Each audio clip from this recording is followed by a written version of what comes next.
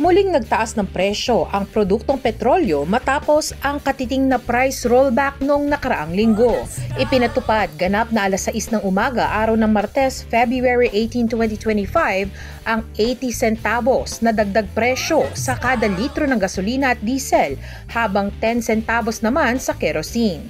Sa Caltex Gas Station, Cabanatuan City, ang presyo ng diesel ay 59.40, 62.54 ang silver at 64.55 naman ang platinum.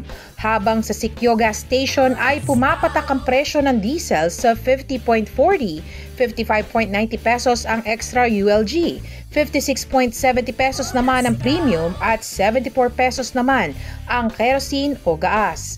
Samantala sa Shell Gas Station ay lumundag naman ang presyo ng fuel save diesel sa 60 pesos and 50 centavos, 69 pesos and 80 centavos ang V-Power diesel, 63.38 ang fuel save gasoline at 71.64 ang V-Power gasoline. Panawagan naman ng ilang tricycle driver dito sa lungsod ng Cabanatuan na sa araw ay huwag nang magtaas ng presyo ng gasolina dahil sa klase raw ng kanilang hanap buhay at sa dami ng mga namamasada ay wala na raw silang halos kinikita. Una nang inanunsyo ng Department of Energy Oil Industry Management Bureau ang pagtaas ng presyo ay bunsod umano ng mga kaganapan sa Middle East at sa pagitan ng Amerika, Iran at Russia. Para sa Balitang Unang Sigaw, Amber Salazar.